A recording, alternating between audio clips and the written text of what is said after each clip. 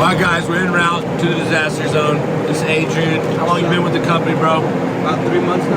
Oh, now we're putting you on a private jet. Now he's one of the hard-working door knockers that got chosen for the elite door-to-door killer squad here.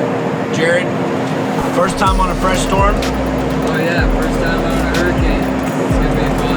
And then we got Omar over here. Look, guys, on the YouTube episode, we left the cameraman back in Naples because he got COVID. So I'm gonna have to be giving you a play-by-play and kind of just vlogging this whole thing out. Here's what we're gonna do. We're landing into Baton Rouge, and there's no power in a lot of places, but luckily my brother-in-law's house has got power. The storm came through and destroyed Louisiana. So as we go over Louisiana, we're gonna get a chance to actually view the damage. As we're flying over, it'll be like kind of trying to drop pins on some of the prospects. We've got a team of our RCA guys down there already. A lot of roads shut off. In Baton Rouge, instead of having to travel and sit through traffic, I'm just gonna pop into David's plane and we're gonna go land in New Orleans, meet up with James, and go get on the ground down there.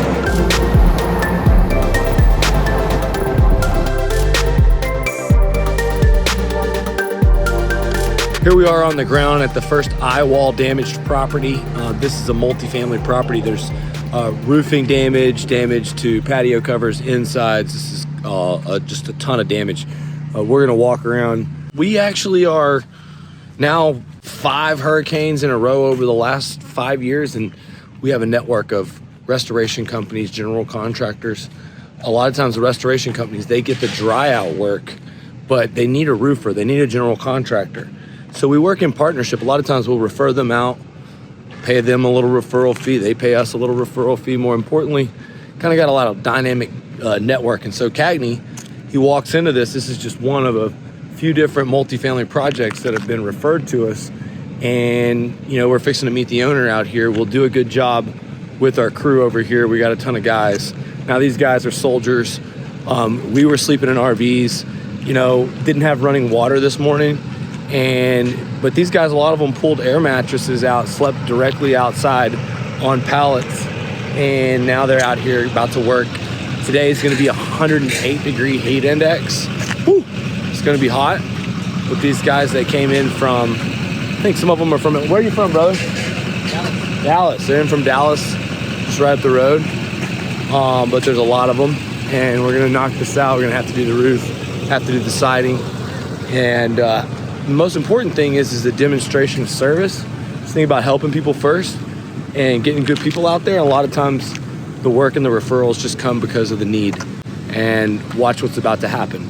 A domino effect of commercial deals, large churches, condos, more importantly, a call center with 33 leads that's begin to really kind of get our guys plugged in, both in Houma, Louisiana, which we're gonna check in with our guy Dudley down there.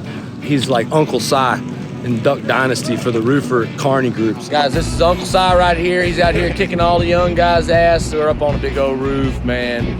Uncle Dud, how you do it, buddy? Every day, baby. Huh? Every day. Look, I'm gonna kick your ass out here. I know I beat you today. I know I beat you today. You ain't beat me yet. No. This is a little ass job. I got about 2 million There ain't today. even no damage on this. 2 million today. Dang. Well, go stand in the corner. You'll fall in. Hey, listen up, man.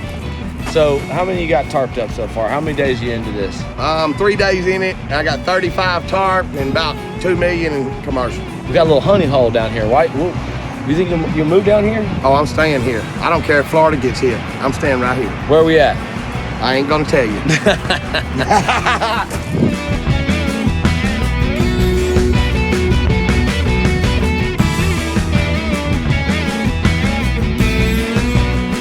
Uncle Doug said, I don't want to hate nobody, but they ain't got a license. They from Dallas, you know. You might need a real roofer, man. He's over here getting this property manager on this apartment complex. Uncle Doug's fired up. He said, well, just like your uncle told me, just give me 90 days.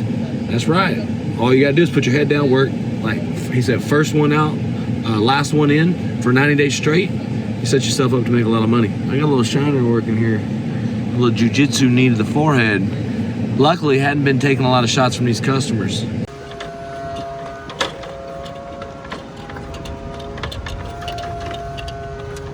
Oh shit, guys, this is the largest loss, a big roof. It was completely blown off by Hurricane Ida. Here we are on our $100 million challenge. Can we sell $100 million in projects in 30 days? We reached 5% of our goal with this project alone. Look behind me. I've been doing this 17 years. We are soaking full of water. We had to go up against a $500 million company. We're going against the biggest and the baddest billion-dollar franchise for the Super Bowl prize, a $5 million deal. My man, Cagney Rogers, is gonna be breaking down, give you a tour, what we did to land the job. It was a cold door knock. We walked up on it. We're gonna give you the whole play-by-play. We're gonna tell you what we're gonna do, document the process. This place is soaked. There's water all inside. Right now, currently, Servpro's extracting the water. We're getting a game plan to get this thing 1,000 squares dried in, a meeting with the adjuster to just go ahead and pay us to replace this roof. Here we go, the largest lost, most damaged roof of all time.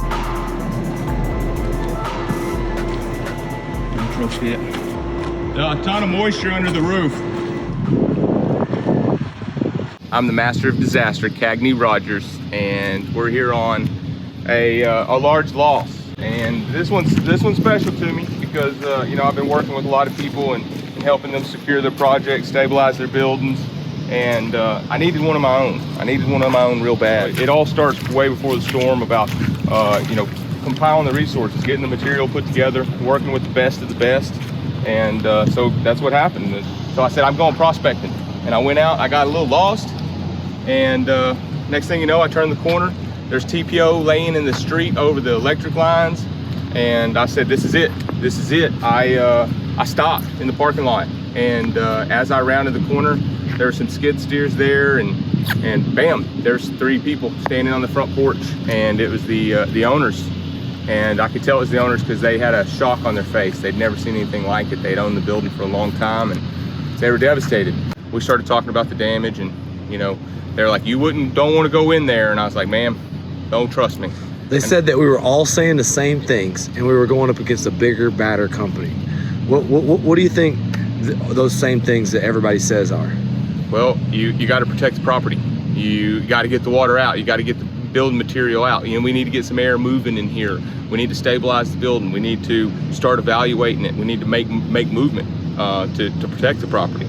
And so that's what we were saying. And they were trying to make a decision. They were trying to be smart about their decision.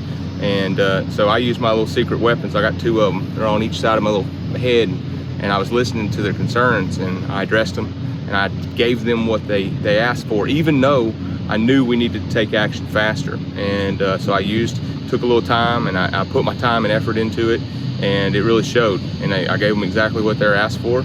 I got the call, get over here, and I said I got crews and material en route. What kind of project we got? What do we got here? Well, we've got about 1,000 squares of flat roofing, and looks like we got a Duralast roof. It was a Duralast roof with some fan folds. That was the last one. We've got a modified over tar and gravel. PVC on a line item for Exactimate's much higher than. Yeah, PVC is a little more expensive than TPO, so you need to factor that in. But there's so much to do here. There's so much wet insulation in here. This tar and gravel. We need to get all this up. There's a lot more debris removal. Talk to me about the drains. So in the drain system, what happened is this roof system, this Duralast roof system, it was picking up. It was trying to pull way before it blew off. And what it was doing, it was pulling on the drains, on the PVC pipes underneath, and it separated all the drains. So all the water from the roof is going into the building. It's not going into the plumbing. And roof system blew off, and all the drains are disconnected from underneath. So our priority right now is to cut the material around the drains, get something rerouting that water back in the PVC. That way we can try to stop flooding the building. We can't keep up with the extraction. Right now when it's raining like this, water just keeps coming in. So we've got a lot of open holes. We've got a lot of equipment to get off. We need cranes. Talk to them about how a completed offer helped you here. Well, they needed to see it. They were analytical people, and I could tell. And sometimes in these deals, especially like boards, there's usually a few different types of decision makers. There's an emotional one, there's an analytical one, usually like an engineer and an attorney. And so you need to listen to what they're saying to you and the questions they're asking to determine what kind of buyer you're dealing with and what kind of data and what they need to do to make a decision. And so once I got a hold of the main decision maker, I could tell he's an analytical person. I could tell he wanted something to chew on. He needed numbers. He needed this information to feel safe about his decision. And so I did it. I stayed up, I worked hard, I put the effort in to explain all the details, what our action plan was. And you know, he'd been in construction before, so he was very familiar with it. And so when we were talking about all this, he was asking some really qualifying questions, and we were able to answer them. And in the end of it, he felt really comfortable with his decision. And you know, we're in this for the long haul, for the loss.